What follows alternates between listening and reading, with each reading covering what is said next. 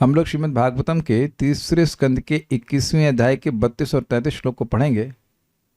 Right नहीं अभी एक बड़ी अच्छी बात हम आपके चित्त में लाना चाह रहे हैं। शब्द हमारे जीवन की ट्रेजेक्टरी को बहुत ज़्यादा इन्फ्लुएंस करते हैं। शब्द, words, every syllable, every word has a potential to shape the trajectory of our life। जो हमारे जीवन का पथ उसको चेंज कर सकते। अभी हमने सनातन गोस्वामी की प्रार्थना सुनी भागवतम के प्रति, असाधु साधत दायिन अति नीचोच तारका। तो किसकी प्रार्थना कर रहे हैं? भागवतम को कर रहे हैं ना। भागवतम तो शब्द रूप है ना। I mean to tell you frankly, ऐसे मैं कुछ यूट्यूब में ऐसे था, इसमें शाओलिन मॉन्क इस बात को बोल रहे हैं। सी पॉइंट वही है, लेकिन किसी और भी परंपरा से वही बात सुनते हैं तो हमारी श्रद्धा स्ट्रांग हो जाती है। और वो बात सिंपल से कह रहे हैं कि किन शब्दों की आप संगति कर रहे हैं उसको बहुत ध्यान से रखिए, क्योंकि वह शब्द जो हैं वह आपके जीवन को चेंज कर देते हैं। उन शब्दों में सहज शक्ति होती है आपके जीवन को चेंज करने के लिए। भगवान का नाम का संपर्क मिल रहा है, भगवान की कथा सुनने को मिल रही है, ये बहुत बड़ा मंगल जीव का करने वाला है। This is very amazing. तो खैर हम लोग भगवान की बात सुन रहे हैं। भगवान ने श्लोक क्रमांक 32 में, क्षमा कीजिएगा 31 में कहा, भविष्यवाणी करी थी। भविष्यवाणी काइंड ऑफ भविष्य होगा ऐसा बोल रहे हैं। कृत्वा, नॉट प्रिडिक्शन। मैं इसीलिए भविष्यवाणी बोलने में थोड़ा सा संकोच कर रहा था कि उसमें संभावना सूचित होती है, लेकिन जब भगवान बोलते ऐसा होगा तो ऐसा ही होगा। मतलब वो जानते हैं। वेदाहम समतीतानि वर्तमानानि चार्जुना भविष्याणि च भूतानि माम तु वेदन कश्चन। तो उस अर्थ में कह रहे थे, कृत्वा दयाम च जीवेषु द्वत्वा चा भयमात्मवान मय्यात्मानं सह जगत द्रक्ष्यस्यात्मनि चापि माम। सभी जीवों पर दया करके जब आप गृहस्थ आश्रम में रहेंगे, चा भयम दत्वा, और जब संन्यास ले लेंगे तो अभय को, मैंने आध्यात्मिक ज्ञान देकर के अभय प्रदान करके आत्मवान, आप आत्म साक्षात्कार प्राप्त करेंगे। और इससे स्पष्ट है कि वह संन्यास भी लेंगे। मई आत्मानम सह जगत, मुझ में, मई मतलब मुझ में, सह आत्मानम अपने साथ, जगत द्रक्ष्यसि संपूर्ण जगत को देखोगे, अर्थात आप महाविष्णु का दर्शन करेंगे, मेरे महाविष्णु स्वरूप का दर्शन करेंगे, भगवान ये कह रहे हैं। और आत्मनि चापि माम, और अपने में भी मुझको देखेंगे, अर्थात शिरोदकशय विष्णु को देखेंगे हृदय में। ये बात थी। अब आगे और हर्ष की बात सुनिए। यद्यपि मैं टीका नहीं रखा हूं, चक्रवर्ती पाद ऐसा कहते हैं कि यही नहीं, और बड़ी प्रसन्न करने वाली बात सुनो कि मैं आपका पुत्र भी बनूंगा। ये बात यहां भगवान कह रहे हैं। मेरे पीछे बोलिए। सहा अहम स्वांश कलया त्वद्वीर्येण महामुने। सहा अहम स्वांश कलया तद्वीर्येण महामुने। तद नहीं, त्वद है। सहाहम स्वांश कलया त्वद्वीर्येण महामुने। सहाहम स्वांश कलया त्वद्वीर्येण महामुने। तव क्षेत्रे देवहूत्यां प्रणश्ये तत्त्वसंहिताम्। तव क्षेत्रे देवहूत्यां प्रणश्ये तत्त्वसंहिताम्। सहाहम स्वांश कलया त्वद्वीर्येण महामुने। सहाहम स्वांश कलया त्वद्वीर्येण महामुने। तव क्षेत्रे देवहूत्यां प्रणश्ये तत्त्वसंहिताम्। तव क्षेत्रे देवहूत्यां प्रणश्ये तत्त्वसंहिताम्। सहाहम स्वांश कलया त्वद्वीर्येण महामुने। सहाहम स्वांश कलया त्वद्वीर्येण महामुने। तव क्षेत्रे देवहूत्यां प्रणश्ये तत्त्वसंहिताम्। तव क्षेत्रे देवहूत्यां प्रणश्ये तत्त्वसंहिताम्। सहाहम स्वांश कलया त्वद्वीर्येण महामुने। सहाहम स्वांश कलया त्वद्वीर्येण महामुने। तव क्षेत्रे देवहूत्यां प्रणश्ये तत्त्वसंहिताम्। तव क्षेत्रे देवहूत्यां प्रणश्ये तत्त्वसंहिताम्। हे ऋषि, कौन ऋषि? कर्दम ऋषि। मैं तुम्हारी 9 कन्याओं सहित तुम्हारी पत्नी देवहूति के माध्यम से अपने स्वांश को प्रकट करूंगा और उसे उस दर्शन शास्त्र यानी सांख्य दर्शन का उपदेश दूंगा जो परम तत्वों या श्रेणियों से संबंध है। किसको उपदेश दूंगा? माता देवहूति को। अब ये पैकेज में था, जो लोग कथा सुनते आए हैं, ये पैकेज में था कि नहीं था? क्या कर्दम ऋषि भगवान का भजन करके मांगे थे कि आप मेरे बेटे बन जाइए? वो क्या मांगे थे? वो तो लड़की मांग रहे थे, भक्ति नहीं मांग रहे थे भक्ति कर रहे थे, पत्नी, हाँ भक्ति कर रहे थे और लड़की मांग रहे, मतलब पत्नी मांग रहे थे। तो ये तो पैकेज में नहीं था, ये कहाँ से आया? अब दिख गया आपको, अब दिखा के नहीं आपको कि भौतिक इच्छा से भी भगवान के पास कोई जाता है तो भगवान केवल उतनी ही इच्छा पूर्ण नहीं करते। प्रैक्टिकल है आपके सामने। देखिए कथा को आप जब क्रमवार से सुन रहे तो एकदम समझ में आ रहा है कि बात क्या हो रही। कोई भक्त यहाँ पे इस बात को स्वीकार नहीं करेगा कि वह भगवान को अपने पुत्र रूप में चाह रहे थे। एटलीस्ट बोले तो नहीं थे। बोले कोई श्लोक में कोई बोले हो तो बताओ, हम अपने आप को करेक्ट कर लेंगे। हमें तो अभी तक नहीं मिला, कोई मिला था कल्याणपुर लग रहा है, कोई ढूंढ ली श्लोक, बताइए, बोलिए। हरे कृष्ण प्रभु, जब भगवान दसम अध्याय में भगवान वासुदेव देवकी का आविर्भूत होते तो उन्होंने कहते आप पिछले जन्म में इच्छा किए थे, तो उस हिसाब से इसके पहले जन्म में इच्छा किया था कि कर्दम ऋषि ने, कर्दम और देवहूति के पुत्र के रूप में पहली बार, फिर कश्यप और अदिति के रूप में दूसरी बार, और वसुदेव और देवकी रूप तीसरी बार। तो उस आप गलत बोल रहे हैं, रुकिए मुझे याद करने दीजिए। वसुदेव और देवकी के रूप में तपस्या किए थे? नहीं किए थे। उससे पहले वो तपस्या किए थे। आप बिल्कुल गलत बोल रहे हैं, आप गलत बोल रहे हैं। आप प्रसंग तो सही बोल रहे हैं, गलत नामों को ले रहे हैं। नाम क्या था उनका? सुतपा और वृष्णि के रूप में तपस्या किए थे। अदिति और क्या नाम उनके पति का? कश्यप के रूप में किए थे। कर्दम और देवहूति के रूप में किए थे, नहीं बोल रहे हैं। और तो तीसरा जन्म हो गया वसुदेव और देवकी, तो कर्दम और देवहूति तो नहीं आए ना।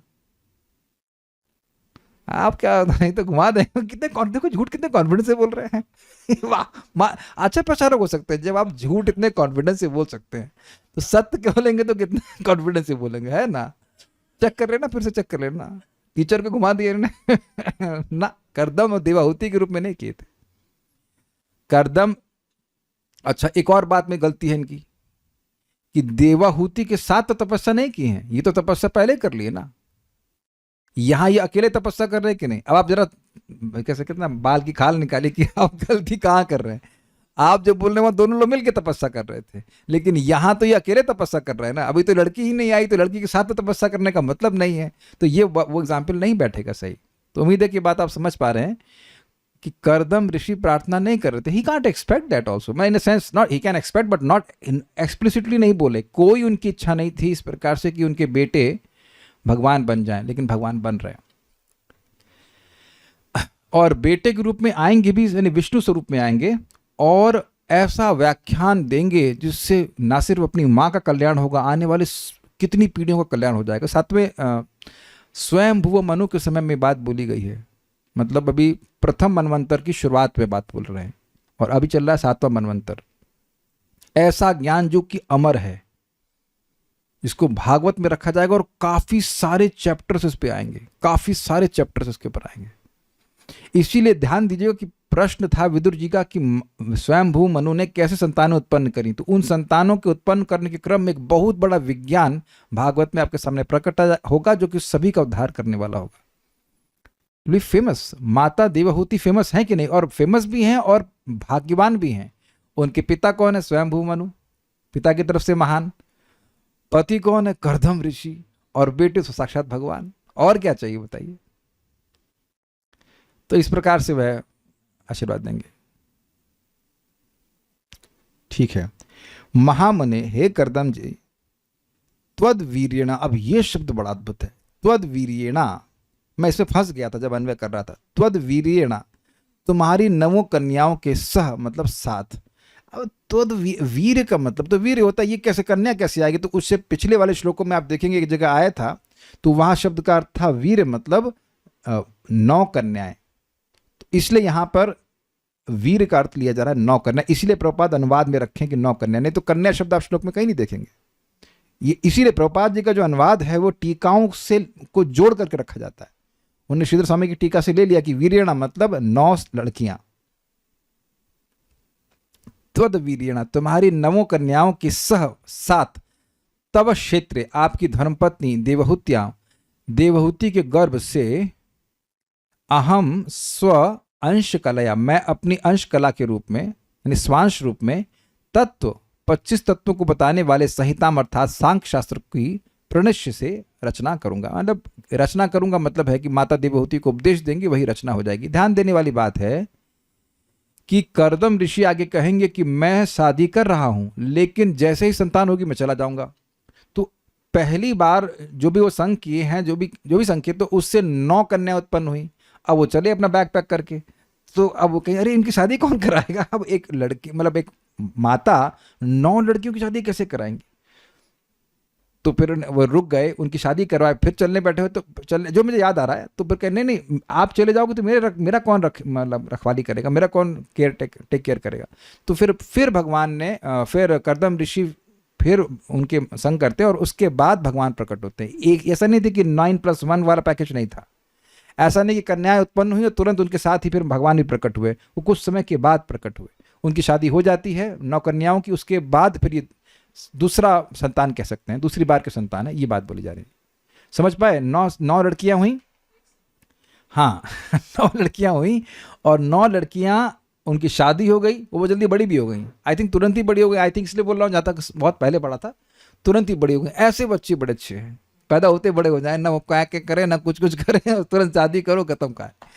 तो ऐसा होता नहीं है आजकल, लेकिन ऐसा हुआ था जहां तक मुझे स्मरण हो रहा है। बहुत जल्दी बड़ी हो गई मतलब, और वो शादी हो गई उनकी, और ऋषियों से शादी हो गई। उसके बाद फिर उत्पन्न हुए भगवान कपिल देव, ये बात बोल रहा।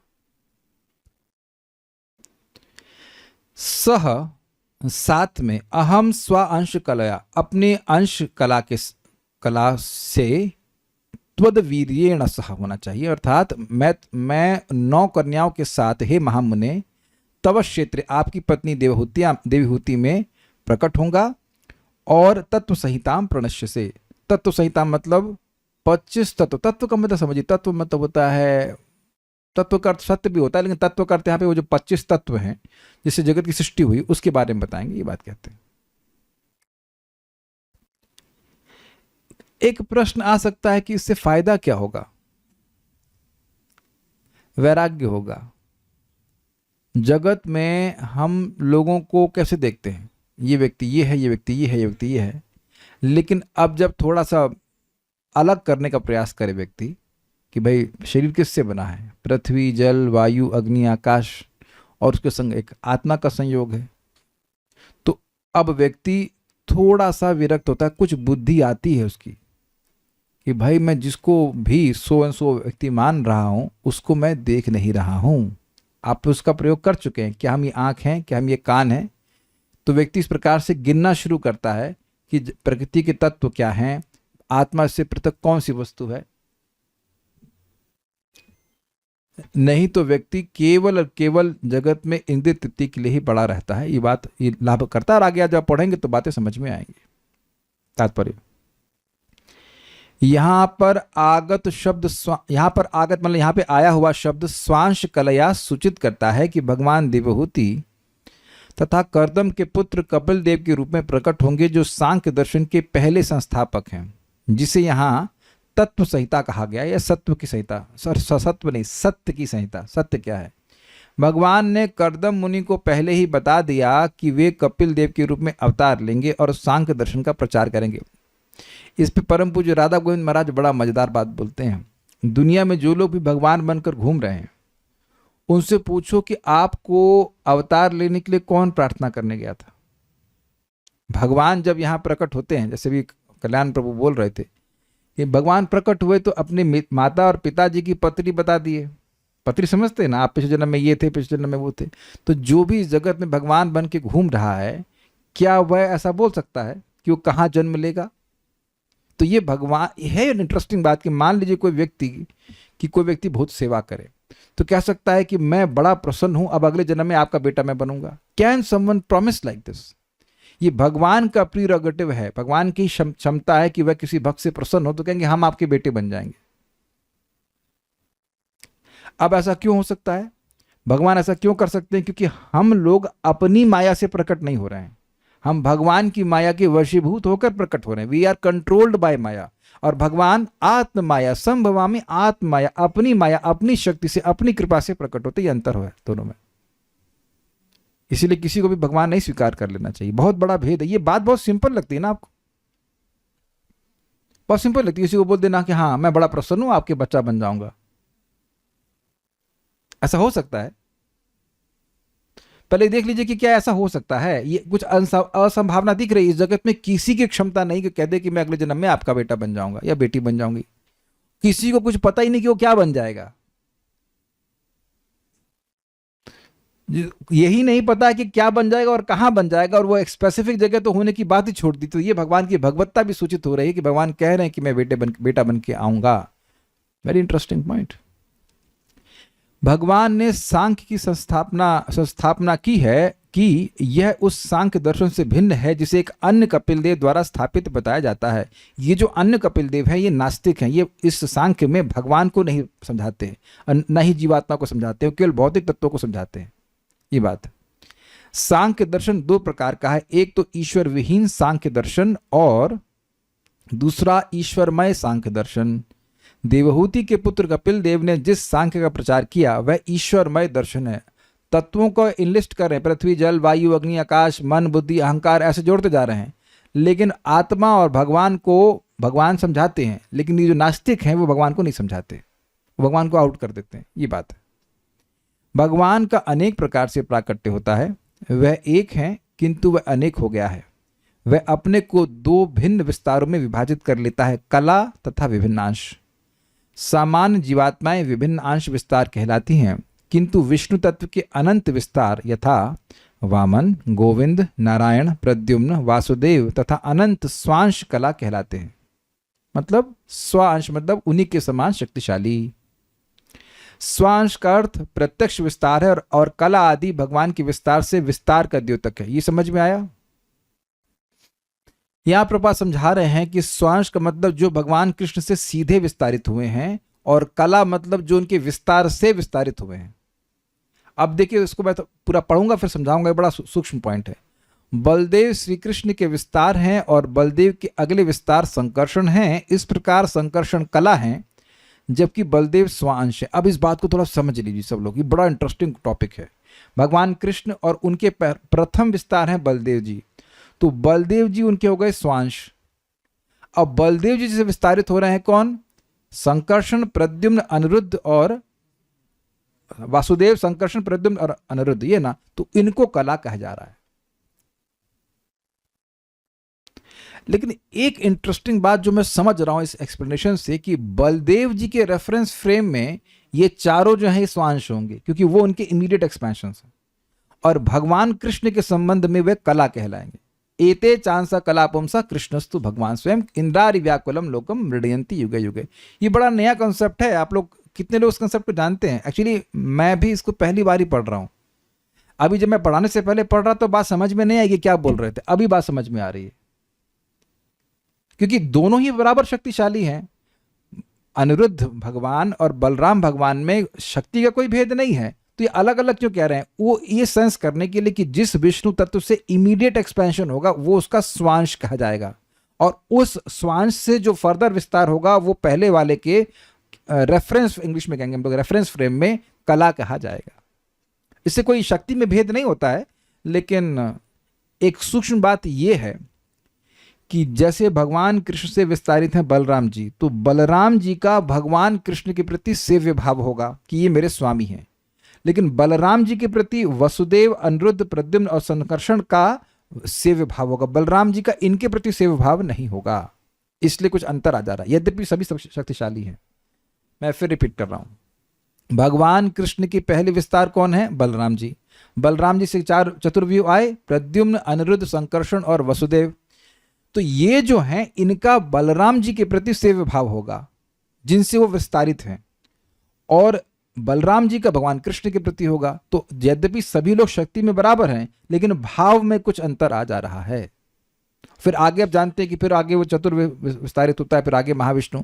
इसीलिए श्रीला अद्वैताचार्य जी का श्रीमन चैतन्य महाप्रभु के प्रति क्या भाव है? सेव्य भाव है। सेव्य भाव मतलब चैतन्य महाप्रभु मेरे स्वामी हैं। चैतन्य रे दास आमी चैतन्य रे दास, चैतन्य रे दास तारा सेवक रे दास। मैं चैतन्य महाप्रभु का सेवक हूँ, मैं चैतन्य महाप्रभु का सेवक हूँ, चैतन्य महाप्रभु के सेवकों का सेवक हूँ, ऐसे करके भावना है।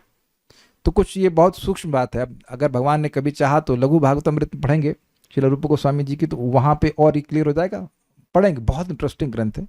पर अभी आप थोड़ा अंतर आप समझ पाए, शक्ति में कोई भेद नहीं है, बस वो जो जहाँ से जो विस्तार कर रहा है उस अर्थ में बता रहा है। समझ में आया कुछ बात? ठीक है।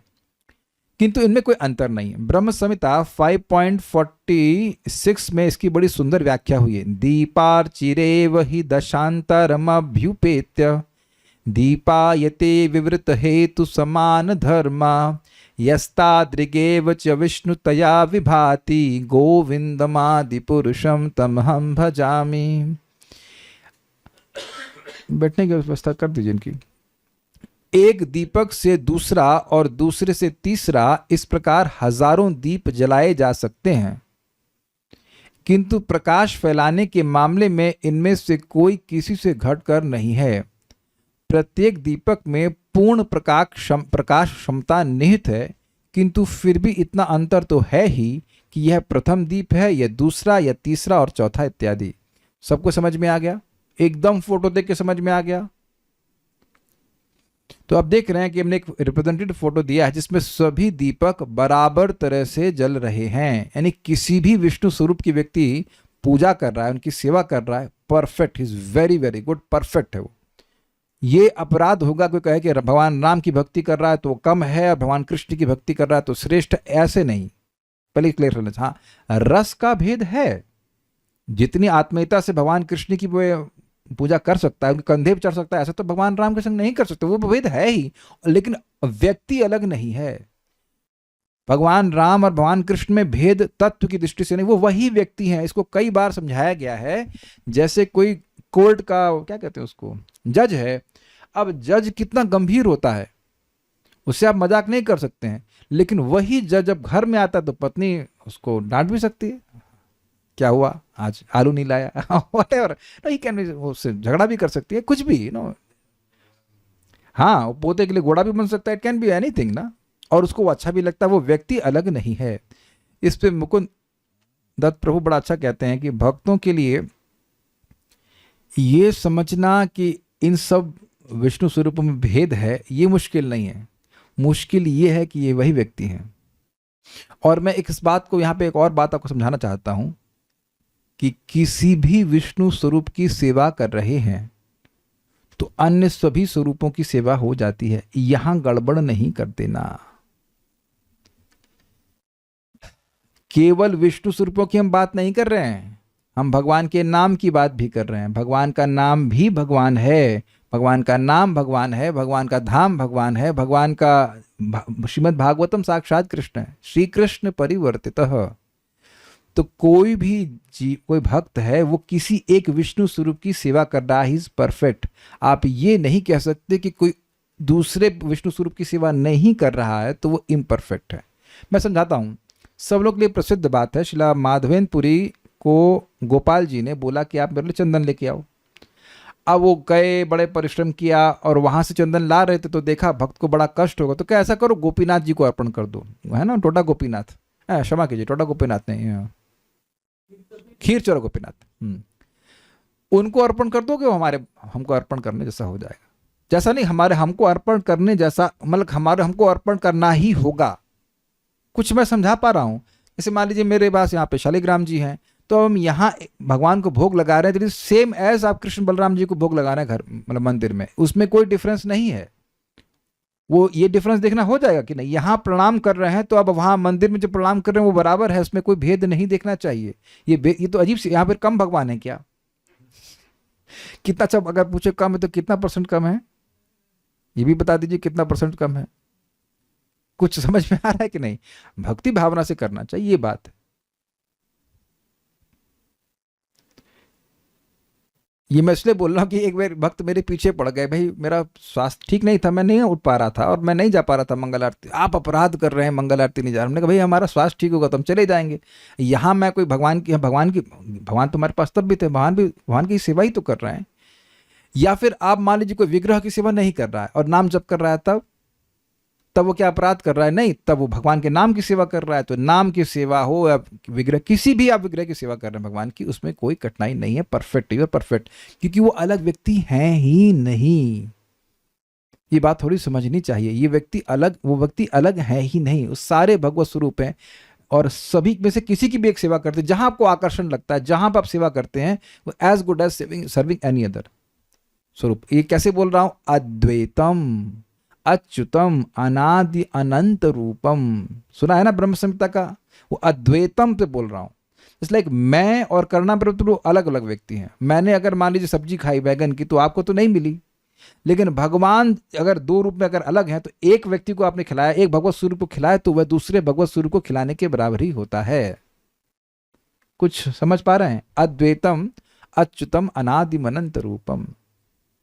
उम्मीद है कि बात समझ पे आ रहे होंगे। इसी प्रकार भगवान के स्वांश और कला में कोई अंतर नहीं होता। चूंकि भगवान परम पूर्ण है, अतः भगवान के नामों को ठीक उसी रूप में समझा जाता है और उनका नाम, रूप, लीलाएं, सामग्रियां तथा उनके गुण, इन सबों में एक सी शक्ति है। यानी नाम के संपर्क में आ रहा है, भगवान के रूप को देख रहा है, भगवान की लीला को पढ़ रहा है, सुन रहा है, स्मरण कर रहा है, उस हर प्रकार से वह शुद्ध होगा, एक ही प्रकार से शुद्ध होगा। परम जगत में श्री कृष्ण नाम भगवान की दिव्य ध्वनि का प्रतीक है। उनके गुण, नाम, रूप इत्यादि में कोई संभाव्य अंतर नहीं है। मतलब there is no possibility of any difference. अब ये कठिनाई इसलिए होती है क्योंकि इस समय हमारी चेतना एब्सोल्यूट प्लेटफॉर्म पर नहीं है। लेकिन एब्सोल्यूट प्लेटफॉर्म मतलब ऐसा भेद नहीं होगा, ये बात कह रहे हैं। यदि हम हरे कृष्ण नाम का जप करते हैं तो इसमें उतनी ही शक्ति रहती है जितनी कि स्वयं भगवान में है। हम जिस रूप में भगवान की पूजा करते हैं और मंदिर में भगवान का जो रूप है, उन दोनों में कोई संभाव्य अंतर नहीं होता। तो इससे पहले वाली बात में से अपने मन से तो नहीं बोला था ना। रघुपति प्राण प्रभु हैंड क्यों रेस कर रहे हैं? अच्छा, पीटी करने का मन है, ठीक है। Does that make clear to the devotees here? No possibility, संभावना, there is no possibility of any difference. वो एक अलग बात है कि मंदिर में हम और भक्तों को भी देखते हैं तो प्रेरणा मिल जाती है, लेकिन इसमें कोई अंतर नहीं होता। प्रश्न ये है कि हमको अनुभव क्यों नहीं होता? तो अनुभव ना होना ये भगवान की गलती नहीं है। अनुभव नहीं होना ये हमारी गलती है। हमारा सिस्टम गड़बड़ है, क्या करेंगे? Is it not? जैसे एक सिंपल सा एग्जांपल समझते हैं। हमारे घर में वाईफाई लगा है, आप लोग के भी शायद लगा होगा। तो वाईफाई चला जाता है तो आप ये नहीं बोलते हो कि एयरटेल का सिस्टम ही बंद हो गया है, आपका तार कट गया है। बंदर ने यहाँ से ऊपर तार काट दिया था तो नेट चला गया था। तो बंदर ने तार हमारा काटा है, ऐसा नहीं कि एयरटेल का सिस्टम ही बंद हो गया है। या जो भी, मतलब मैं किसी कंपनी का विज्ञापन नहीं दे रहा हूँ, but I am just saying this. तो भगवान, उसका नेटवर्क तो है, वो जो सिग्नल है वो तो विद्यमान है, वो हमारा सिस्टम खराब हो गया, उसको ठीक करा लेते हैं, फिर कनेक्टिविटी बन जाती है। Is it not? इसी से आप बात समझ में आती है। परम पूज्य वृंदावन चंद्र महाराज इस बात को समझा रहे हैं कि भक्ति का उद्देश्य है चित्त का निर्माण। श्रवण आदि शुद्ध चित्त कोरिबे उदय, चित्त का निर्माण। चित्त पवित्र हो जाएगा तो भगवान वहां प्रकट दिखने लग जाएंगे। इसलिए जो कुछ भी कर रहे हैं उसका उद्देश्य क्या है वो क्लियर होना चाहिए, चित्त शुद्ध हो जाए।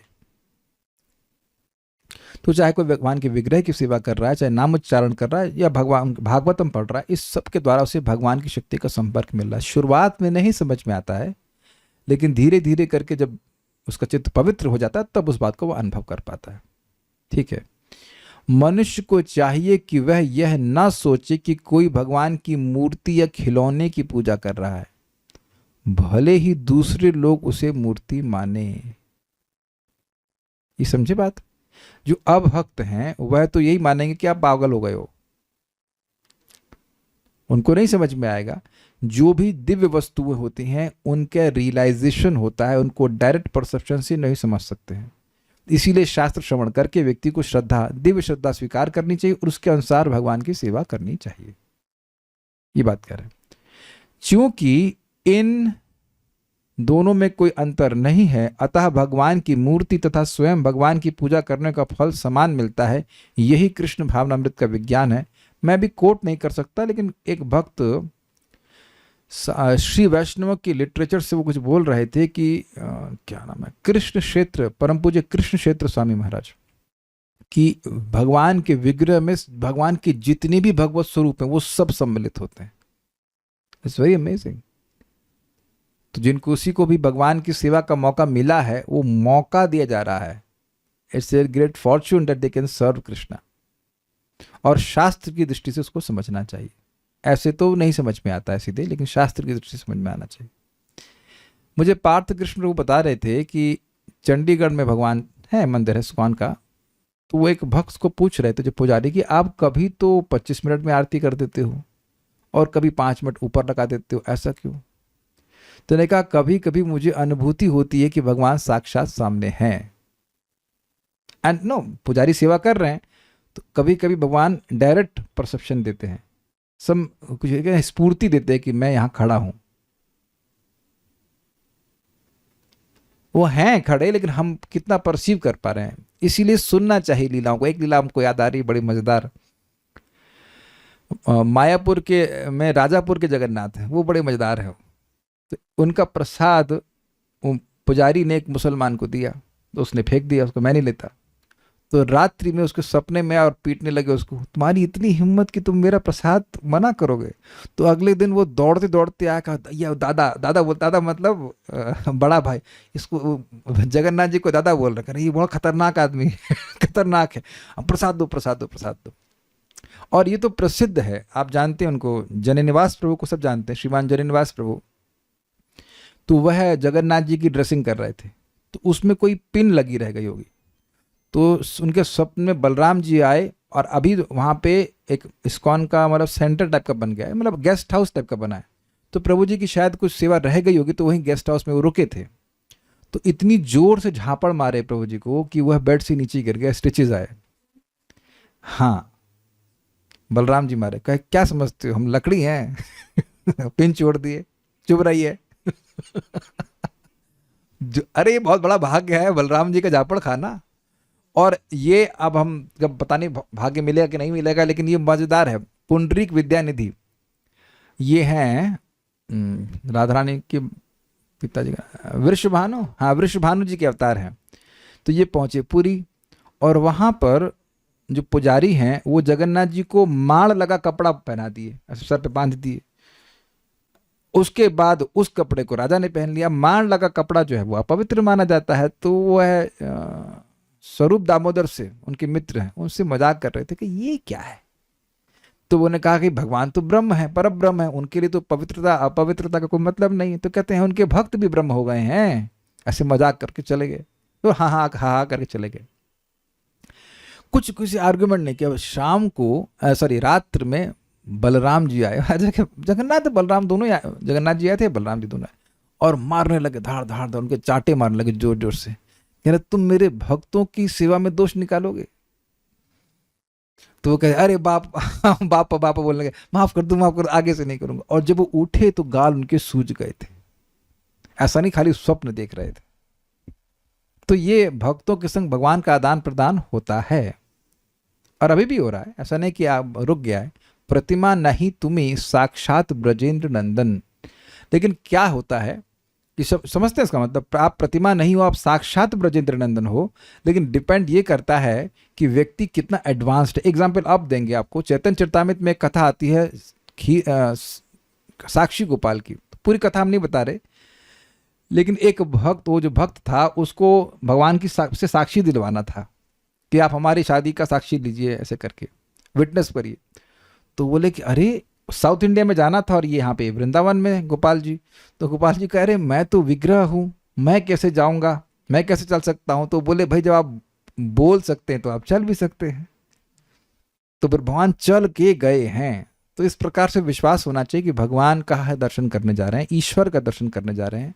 ये बात व्यक्ति को मन में रहना चाहिए। इसे लेकिन अभी हम लोग श्रद्धा से देखते हैं और उसी लिए प्रोटोकॉल भी फॉलो करते हैं, फिर धीरे धीरे करके भगवान की अनुभूति होती है। जैसे कि श्रीला रघुनाथ दास गोस्वामी को गिरिराज जी की शिला दिया था श्रीमन चैतन्य महाप्रभु ने, और प्रभुपाद जी का शब्द है he amplified devotional service within the heart of Shrila Raghunath Das Goswami. Amplified समझते हैं, भक्ति को ऐसे नॉब की तरह बढ़ा दिया और उनको साक्षात श्याम सुंदर दिख रहे थे उस गिरिराज जी की शिला में जब वो सेवा करते थे।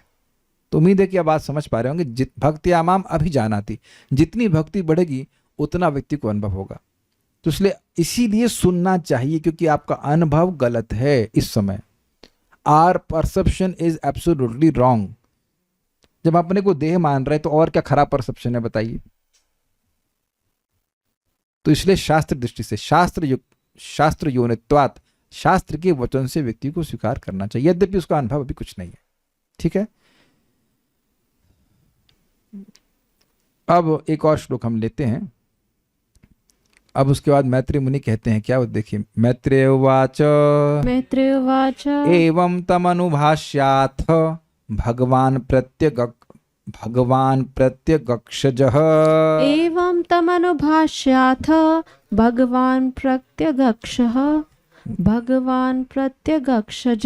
जगाम बिंदुसरसः सरस्वत्या परिश्रितात् जगाम बिंदुसरसः सरस्वत्या परीक्षितात्। मैत्रेय उवाच एवं तमनुभाष्याथ भगवान प्रत्यगक्षजः एवं तमनुभाष्याथ भगवान प्रत्यगक्षजः जगाम बिंदुसरसः सरस्वत्या परिश्रितात् जगाम बिंदुसरसः सरस्वत्या परीक्षितात्। मैत्रेय उवाच एवं तमनुभाष्याथ भगवान प्रत्यगक्षजः एवं तमनुभाष्याथ भगवान प्रत्यगक्षजः जगाम बिंदुसरसः सरस्वत्या परिश्रितात् जगाम बिंदुसरसः सरस्वत्या परीक्षितात्। मैत्रेय उवाच एवं तमनुभाष्याथ भगवान प्रत्यगक्षजः भगवान प्रत्यगक्षजः जगाम बिंदुसरसः सरस्वत्या परीक्षितात् जगाम बिंदुसरसः सरस्वत्या परिश्रितात्। इसमें एक बहुत सुंदर शब्द सीखेंगे और नया शब्द है। मैत्रेय ने आगे कहा, इस प्रकार कर्दम मुनि से बातें करने के बाद इंद्रियों के कृष्ण भावनामृत में लीन रहने पर प्रकट होने वाले भगवान उस बिंदु नामक सरोवर से, जो सरस्वती नदी के द्वारा चारों ओर से घिरा हुआ था, अपने लोक को चले गए। अब इसका अन्वय देखिए तो समझ में आएगा। मैत्रेय उवाच, मैत्रेय मुनि ने कहा, प्रत्यग अक्षजः, अंतर्मुखी इंद्रियों के विषय बनने वाले भगवान श्री हरि। इसका क्या मतलब है? देखिए, आप भगवान का एक नाम जानते हैं, अधोक्षज। अक्ष मतलब आंख और ज मतलब उत्पन्न। तो आंख के उपलक्षण से किसी भी इंद्रिय जनित ज्ञान, कोई भी इंद्रिय जनित ज्ञान जिन भगवान के नीचे रह जाता है, अर्थात इंद्रियों से जनित ज्ञान से भगवान नहीं पकड़ में आते। एक आपने नाम सुना है अक्षज, जो वराहदेव ब्रह्मा जी के नासिका से प्रकट हुए, आंख के उपलक्षण से नासिका से प्रकट हुए, वो सुना आपने। और अब आप सुन रहे हैं प्रत्यक अक्षजः।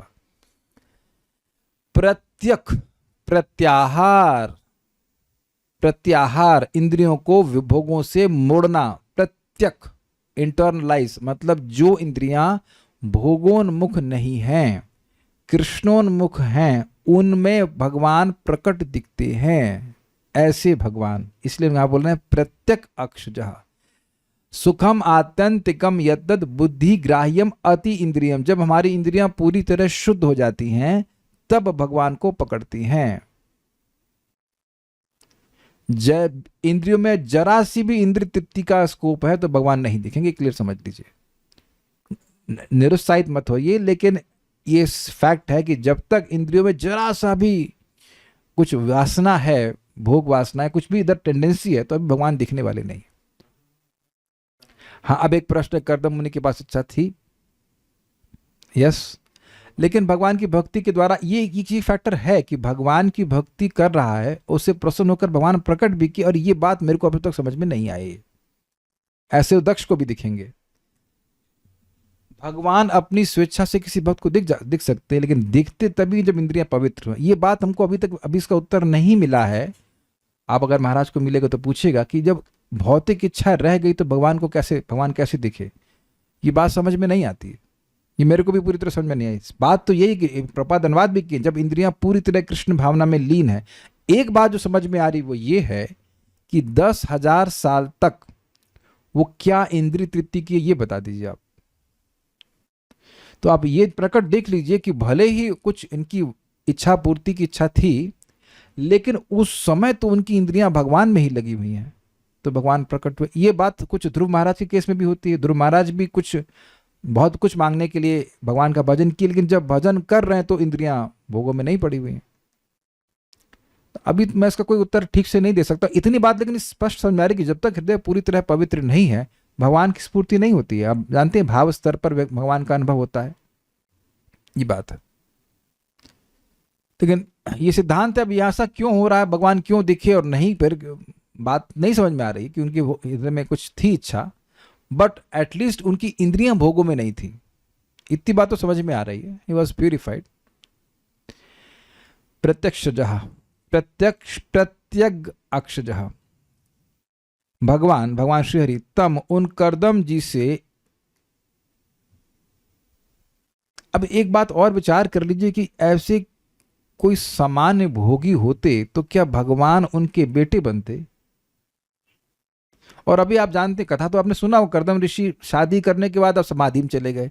तो कितने लोग, हाँ भाई, जिन लोगों की शादी हुई थी, कितने लोग बताइए कि शादी के बाद समाधि में चले गए थे? कोई जगत में दिखता है आपको शादी के बाद समाधि? हाँ, समाधि अलग ही होती है। अरे बच्चे का ध्यान रखना है, सास का ध्यान रखना है, ये समाधि है। भागवत को भूल जाते हैं। तो ये एक सोचने वाली बात है कि देवहूति जिनके सौंदर्य को देख करके, आगे आप सुनेंगे, देवता गिर जाते थे, ये चले गए, शादी की, शादी के बाद समाधि में चले गए।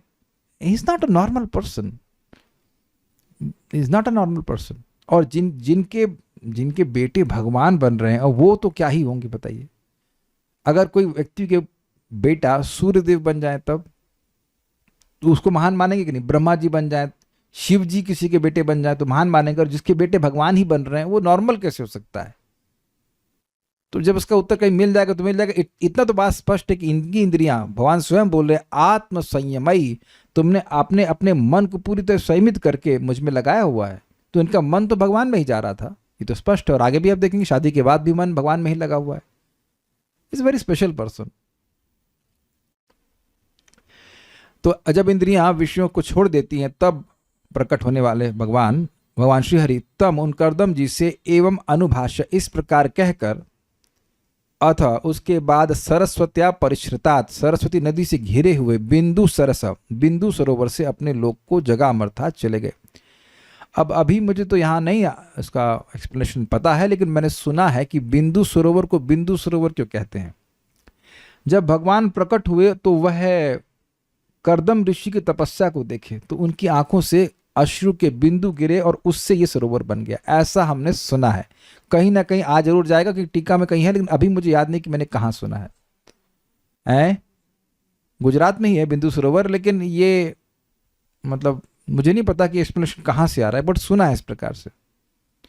मैत्रेय वाचा, मैत्रेय मुनि ने कहा, एवं तम अनुभाष्यथ, इस प्रकार से उन कर्दम ऋषि को बोल करके उसके बाद भगवान प्रत्यग अक्षजः, भगवान जो शुद्ध इंद्रियों को, जो इंद्रियां भोगों से विरत हो गई उन्हीं में जो प्रकट होते हैं वे भगवान जगाम चले गए। कहाँ चले गए? मतलब अपने धाम को चले गए। कहाँ से चले गए? बिंदु सरोवर से अपने धाम को चले गए, जो कि सरस्वता परिश्रितात, जो सरस्वती नदी के द्वारा घिरा रहता है।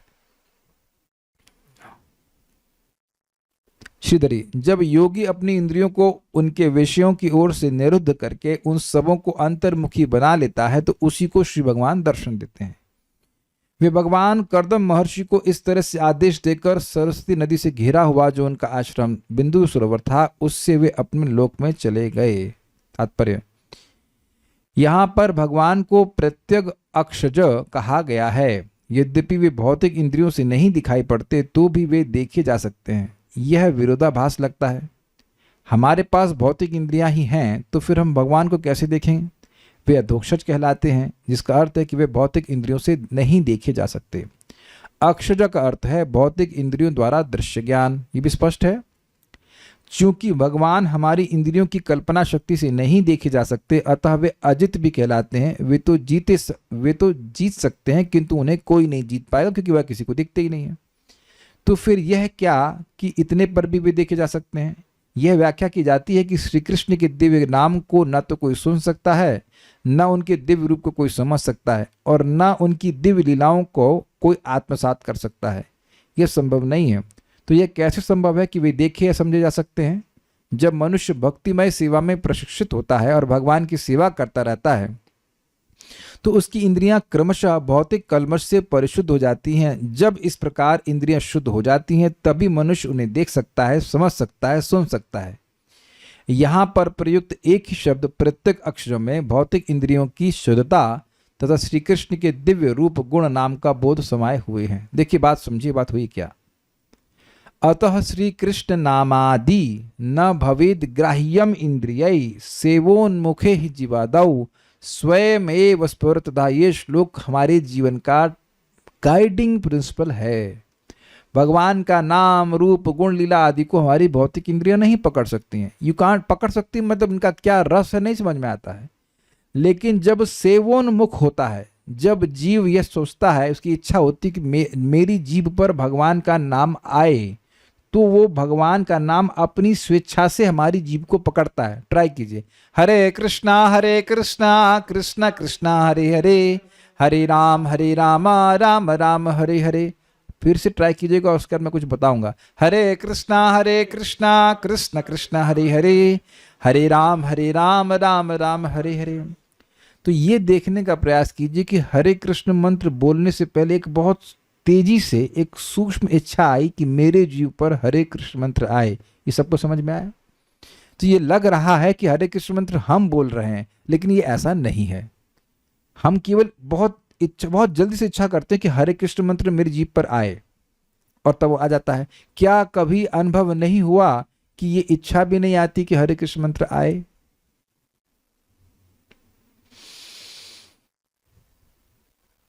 भाई जब छूट जाता है दोपहर के लिए तो कितनी इच्छा होती है जब करने की। तब पता है कि माला पास में ये कहीं दूर नहीं गई है, फिर भी नहीं मन करता है। तब हम सेवोन्मुख नहीं रहते, जनरली नहीं रहते, नहीं मन करता है। तो जीव जब सेवोन्मुख होता है कि मैं भगवान को प्रसन्न करना चाहता हूं, नाम बोलना चाहता हूं, तो नाम प्रभु आ जाते हैं। एक तो ये अर्थ है। दूसरा अर्थ है कि नाम बोल रहा है लेकिन उसके जो सुख का अनुभव है वह भौतिक इंद्रियों से नहीं कर सकता है। तो जैसे जैसे भगवान का नाम बोलने से हृदय पवित्र होता जाएगा, उतना उसको नाम का उच्चारण करने में जो सुख है वह अनुभव होगा। और इसको एकदम क्लियर समझ लीजिए, हमारा चित्त है दूषित, भौतिक, और हम निर्गुण वस्तु का संपर्क कर रहे हैं हरे कृष्ण मंत्र के द्वारा, भगवान की लीला कथा के द्वारा। तो वो धीरे धीरे हमारे चित्त को चेंज करता है। एवरी टाइम यू चैंट हरे कृष्णा, हर बार हरि नाम बोल रहे हैं, हर बार आप कथा सुन रहे हैं, तो हमारे चित्त में कुछ ना कुछ परिवर्तन हो रहा है, और अच्छा परिवर्तन हो रहा है। लेकिन तुरंत आप कहो कि तुरंत आपको अनुभव हो जाए, तो ऐसा नहीं होता है। ये पहले लिख के रख लीजिए कि ऐसा नहीं होता है। इसलिए चाहे चित्त में कैसा भी लगे, व्यक्ति को रोज इतना जप तो करना ही चाहिए। इसीलिए गुरु की पहली आज्ञा ये होती है कि इतना माला जप करो। ऐसा नहीं गुरुजी बोलते हैं जितना मन में आए कर लो, अरे मन तो करता ही नहीं कभी। क्या बद्धजीव का मन करने वाला है कभी? इसीलिए वो बोलते हैं नियम पूर्वक इतना माला करो, करना है तब दीक्षा लेनी है। Is it sinking in? ये बात एकदम क्लियर समझ लीजिए कि कैसा भी लगे आप जप कर रहे हैं तो चित्त में तुरंत परिवर्तन आ रहा है। प्रमाण है 5:1:35 भागवतम, आप देख लीजिएगा। बहुत सारे प्रमाण है। 5:1:35 है, 3:33:7 है, 3:33:6 है, 3:9:15 है। कई भागवत भरी पड़ी इस बात से कि जैसे ही नाम बोलते हैं आपके चित्त में, सभी के चित्त में परिवर्तन आता है। तो एक बात बिल्कुल थोड़ा समझ लीजिए कि अगर बहुत ज़्यादा नहीं कर पा रहे तो घबराइए मत, लेकिन जितना फिक्स है उसको रोज करना है। धीरे धीरे करके चित्त पूरी तरह परिवर्तित हो जाएगा। This is very very important, very important. तो अपने दूसरी बात क्या है, स्वयमेव स्फुरतः। जब करते जाएंगे आपको इमेजिन नहीं करना पड़ेगा कि टेस्ट आ रहा है। जब कुछ आपको जब में सुख मिलता है तो आप इमेजिन नहीं करते हो और ना ही फोर्स करते हैं, it just comes to you. ये सबको अनुभव है। नाम जप कर रहे हैं, बड़ा अच्छा लग रहा है। तो अच्छा क्या आप कुछ करते हो? कुछ नहीं करते हो। एग्जाम्पल आप ले लीजिए कि भाई देखिए इस समय आप कुछ रसगुल्ला खाएं, कुछ भी खाएं, तो उसके टेस्ट का अनुभव करने के लिए आप कुछ प्रयास नहीं करते हैं। Do you agree? कुछ प्रयास करते हैं। एक माता जी, मैंने प्रश्न किया था, किसी ने प्रश्न किया था, परम पूज्य राधा रमन महाराज क्लास दे रहे थे, तो किसी ने भक्त ने पूछा था कि भगवान महाराज जी मन भगवान में नाम में नहीं लगता है। तुरंत, इससे पहले महाराज उत्तर देते, एक माता जी ने तुरंत उत्तर दे दिया, अटेंटिव चैंटिंग नहीं कर रहे हैं। अटेंटिव तो करना चाहिए। तो महाराज बोले अभी क्लास के बाद 9 बजे का समय होगा, अब आप कृष्ण हॉल में जाओगे, प्रसाद हॉल में जाओगे, तो वहाँ अटेंटिव खाना खाते हो। कितने लोग यहाँ पे अटेंटिवली खाना खाते हैं, गिन गिन करके, भाई आप इतना माला इतनी बार चबा रहे हो उतना, और कह दीजिए कि ऐश्वर्य लीला माता जी, अच्छा तो आप गिन गिन के खाती हैं रोटी, कितने कौर खाए आप जरा चैट पे टाइप कीजिए, कितनी बार चबाती हैं, इतना कौन ध्यान दे रहा है भाई। लेकिन यहाँ तक कि फ़ोन देख करके भी व्यक्ति चटनी खा रहा है, ये खा रहा है, तो भी उसको कुछ कुछ तो बोध हो ही जाता है टेस्ट का, क्योंकि जीभ टेस्ट पकड़ रही है, ये बात है। आप में से कुछ भक्तों का अनुभव हुआ होगा कि जब बुखार होता है तो कितना भी अटेंटिवली खा लीजिए, टेस्ट नहीं आता है। आप समझ में आई बात। लेकिन बुखार उतर जाता है तो और लाओ, आनी और आने चलता है। तो आप स्पष्ट समझ लीजिए कि जब इंद्रियां, चित्त हमारा पवित्र हो जाएगा, अपने आप नाम का सुख मिलेगा। There is no shortcut for this. हर व्यक्ति को प्रयास करना चाहिए, जितना अच्छे से जब कर सके वो कर ले, अटेंटिव करने का प्रयास करना चाहिए, सब कुछ करना चाहिए। लेकिन जब नाम के प्रभाव से चित्त हमारा पवित्र हो जाएगा, अपने आप आपको अनुभव होगा, कोई दूसरा बताने की जरूरत नहीं। और इसका अनुभव आप सभी को होगा भी। कभी कभी नाम प्रभु कृपा करते हैं, then you feel the chanting is very good. और उस समय आप कुछ खास प्रयास नहीं कर रहे होते हो, अपने आप ही मन लग रहा होता है। सबको अनुभव है इसमें, अनर्थ निवृत्ति सबको होता है। कभी कभी संघर्ष करना पड़ता है और कभी कभी मन लगता है। लेकिन एक बात है, प्रभुपाद एक बहुत अच्छी बात कहते हैं इस संबंध में। जिस व्यक्ति ने हरे कृष्ण मंत्र के जप के द्वारा अपने हृदय को पूरी तरह पवित्र कर लिया है, वह जीवन की किसी भी अवस्था में सुख का अनुभव कर सकता है। समझे आप बात को। एक बार हृदय पूरी तरह पवित्र हो गया इस भक्ति के द्वारा, तो जहां आप बैठे हैं तो Hare Krishna and you be very happy. और इसी बात को माधुर्य कादम्बनी में हमने सुना था कि भक्त सोचता है, अरे यार, तो एकदम निकृष्ट सुख के लिए मैंने कितनी मेहनत करी, अब देखो कितना मजा आ रहा है भगवान का स्मरण करने में। मैं मजा तो अपनी तरफ से बोल रहा हूं, मतलब कितना सुख मिल रहा है भगवान का स्मरण करने में, भगवान का जप करने में, भगवान की कथा सुनने में। कितना इजी प्रोसीजर। और ये रियलाइजेशंस भक्त को मिलेंगे, बट वी हैव टू पे द प्राइस। क्या सा प्राइस है? निष्ठापूर्ण निष्ठा, मतलब रोज फिक्स होकर के नाम जप करे, कथा सुनने का, तब उसको आगे की भक्ति की स्टेजेस में आएंगे। कि बिना निष्ठा के रुचि नहीं आ सकती। ये सही बोल रहा हूं ना? अनर्थ निवृत्ति के बाद रुचि नहीं आती है, अनर्थ निवृत्ति के बाद निष्ठा आती है, और निष्ठा के बाद ही रुचि आती है, और रुचि के बाद ही आसक्ति आती है, और आसक्ति के बाद ही भाव आता है। आप और मैं इसको चेंज नहीं कर सकते हैं। सिस्टम यही है। There is no shortcut. तो उम्मीद है कि बातें समझ में आ गई होंगी। भगवान उसके बाद क्या होता है हम आगे देखेंगे। कुछ भक्त ने कहा है, जब हम श्री भगवान के किसी स्वरूप की सेवा करते हैं तो दूसरे स्वरूप को मिल जाता है। तो फिर भगवान जगन्नाथ के समीप दूसरा विग्रह था, तो जगन्नाथ भगवान बोले राजा से, इनको यहाँ से हटाओ, सब भोग खा जाते हैं। ये भी इंटरेस्टिंग है। कौन से थे हम बता देते। गिरिराज जी थे। गिरिराज जी को ले जाया गया वहाँ राजापुर के जगन्नाथ।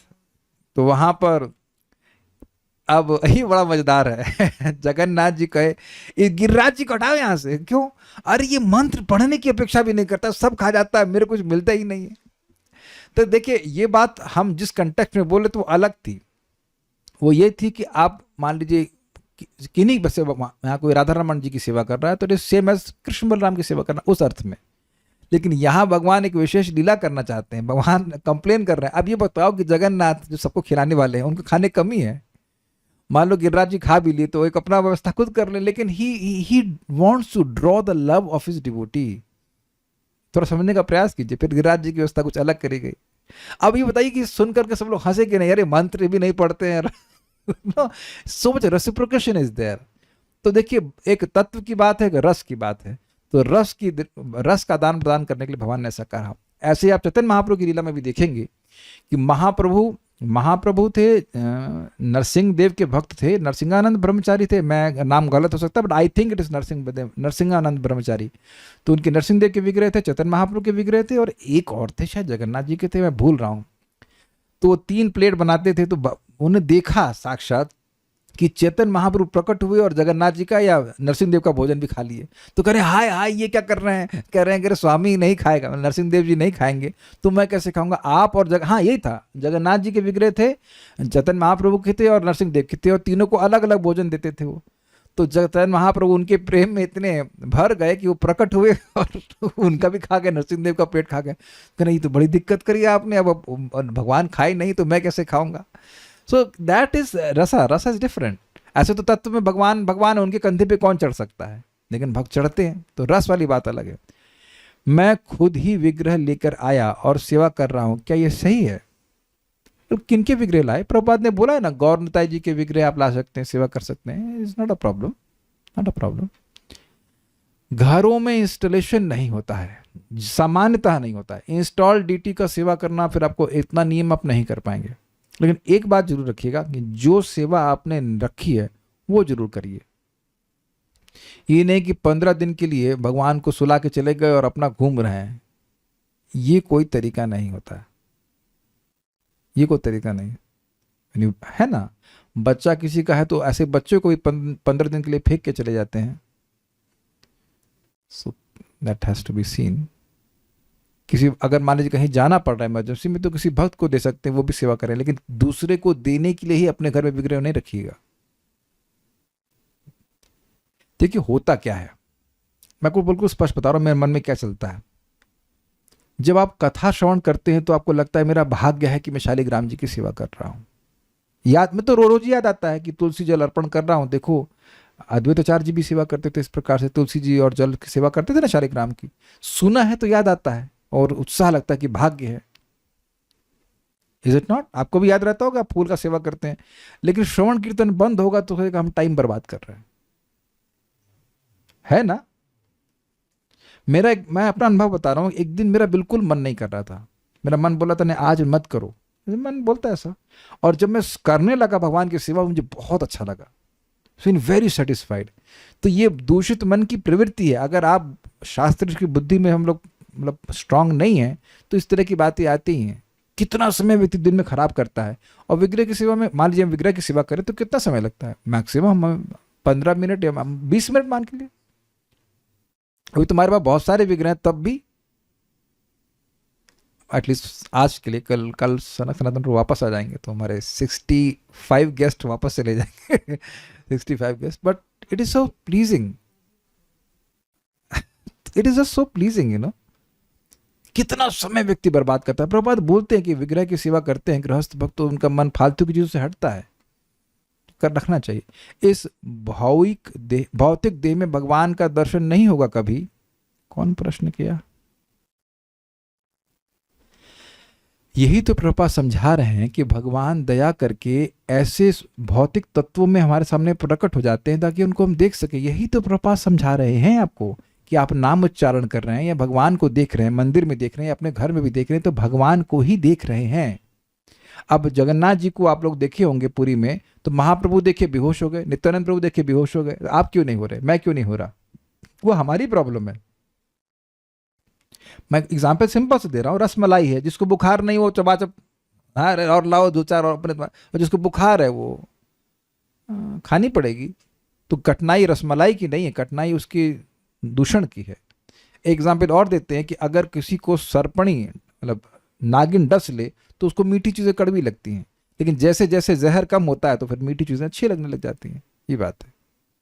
अब भगवान को ही देखने जाते हैं, अगर वहाँ ठीक से सेवा ना करे, अगर वहाँ ठीक से सेवा ना करे और कोई भक्त ना हो जो रिस्पॉन्सिबिलिटी ले, तब विग्रह भगवान रूप श्री राधा कृष्ण की सेवा ऐसे इन जहाँ ट्रैवल करे हैं वहाँ उन, हम आपकी लैंग्वेज नहीं समझ पा रहे हैं, बाद में टेलीग्राम से पूछ लेना। राधा कृष्ण का विग्रह है प्रभु जी, ठीक है, अब ले आए तो क्या कर सकते। देखिए राधा कृष्ण का विग्रह सीधे नहीं लाना चाहिए क्योंकि वो उनकी सेवा में कठिन थोड़ा नियम होता है। It's okay. अगर आपसे हिंदी नहीं ठीक से टाइप हो रही तो इंग्लिश में लिख दी, मैं इंग्लिश भी समझता हूँ, ऐसी कोई दिक्कत नहीं है ऐसी लैंग्वेज लिखे समझ ही नहीं आ रहा क्या बोल रहा है। देखिए हमसे आप शिक्षा दीजिए कि हम ऐसे नहीं बोलते कि आपको समझ में नहीं आए तो प्रश्न भी ऐसा मत कीजिए कि हमको समझ में ना आए। ऐसे लैंग्वेज ठीक ठीक प्रश्न कीजिए तो हम समझा पाएंगे। ट्रैवल जहाँ हो रहा है वहाँ ठीक से सेवा नहीं कर सकते हैं बाहर करके। देखिए हमको पता नहीं कि आप लोग कितना ट्रैवल करते हैं, हम ट्रैवल नहीं करते। हम लोग ने बहुत खुश हैं। पहले हम लोगों को दोनों को डॉक्टर के लिए जाना पड़ता था, तो हम फिर भगवान को एक भक्त को दे के जाते थे। अभी क्या हमने नियम बना रखा है, आप जाएंगी तो मैं रहूंगा और मैं जाऊंगा तो आप रहेंगी। क्या एक ही बात है ना, अलग बोल गया। Anyways, so in this way we try to continue the service of Krishna, है ना। भाई घरों में बच्चे होते तो मान लीजिए पति बाहर जा रहा है तो बच्चे को माँ संभाल लेती है, मान लीजिए पत्नी बीमार हो गई तो बच्चे को पति संभाल लेते हैं। Just like taking care of a child. अब एक प्रश्न आखिरी है तो 1 मिनट में हम प्रश्न उत्तर दे दें। और कोई भक्त नहीं जो रिस्पॉन्सिबिलिटी ले उनकी, तब क्या करें। कोई घर पे और नहीं जो मेरे सिवा से करे सेवा, तो घर पे रहिए मत जाइए कहीं। भगवान घर में है तो घूमने कहाँ जा रही हैं प्रश्न है ना। और कथा घर पे आ जा रही है आपके, कथा तो होम डिलीवरी हो रही है, तो कहाँ घूमने जा रही है, किसको देखने जा रहे हैं तो हम तो कहीं नहीं जाते। अभी मैं वेदवानी को बोल रहा था, आज मन कर रहा है घूमने जाए इनको बोले पूरी कहाँ जाएंगे। हमने कहा यही तो दिक्कत है, कहीं जाने का मन ही नहीं करता है। मान लो मन भी करे घूमने जाने का तो कहाँ घूमने जाएं। भाई मजा आता है जब कोई कथा सुनने को मिले। देखो या तो 2 चीजें हमको अच्छी लगती हैं, एक खूब कीर्तन करने को मिले और कथा करने को मिले। जैसे केशव सखा प्रभु के घर में हम गए थे लास्ट टाइम, महाराज की क्लास हुई थी तो खूब धुआंधार कीर्तन किए, फिर महाराज की क्लास हुई तब तो मजा आया। अब ऐसे गए आप कैसे हो तो बताइए भाई, जैसे भौतिक जगत में कोई ना कोई ताप मतलब भोग ही रहा होगा, बता देगा हमारे पेट में दर्द है, हमारे सर में दर्द है ना, उसमें क्या डिस्कशन करने जाएंगे, है ना, क्या देखने जाएंगे तो ये भगवान की सेवा करने से अपने आप वैराग्य हो जाता है, क्या घूमने जाएंगे। एनीवेज अपने हिसाब से अपने एंड पे संभाल लीजिएगा। किसी का बच्चा होगा हो जाएगा तब भी मुझसे पूछेंगे कैसे। अच्छा यहाँ पे बताओ, जिन लोग के बच्चे हैं उनमें से किसी ने मुझसे पूछा कि आप अपने बच्चे का पालन कैसे करेंगे। वरुण प्रभु कभी पूछिए आप ना, इज इट नॉट। और एक माता जी ने बोला, प्रभु जी इतना तो हमको समझ में आ गया कि बच्चे की सेवा भगवान की सेवा से बहुत डिफिकल्ट है। वेदवादी कभी गिरिराज जी बोले रात में वहाँ वहाँ वहाँ वहाँ उठाओ दूध दो पानी दो, कुछ भी नहीं। Is it not. सो बढ़िया बच्चे हैं ये। तो अब बताइए जो कठिन सेवा है वह सब लोग कर ले रहे हैं कि नहीं, उसके लिए भी ट्यूटोरियल है। कितनी माताएं मुझसे पूछेंगी, इधर हैं क्या राधा शर्मा माता जी, नहीं दिख रही हैं, शी हियर। वो तो कभी नहीं पूछी बच्चों को कैसे पालना है, may be she is not here. तो सब पाल लेते हैं, तो भगवान को ही बोझा मान रहे हैं, तो इतना कोई मुश्किल नहीं है। इट इज क्वाइट पॉसिबल, कर लीजिए, बहुत लाभ है। एटलीस्ट भोग तो लगाइए भगवान को। Will stop now. Shrimad Bhagavatam की जय, श्रील प्रभुपाद की जय, निताय गौर प्रेमानंदे।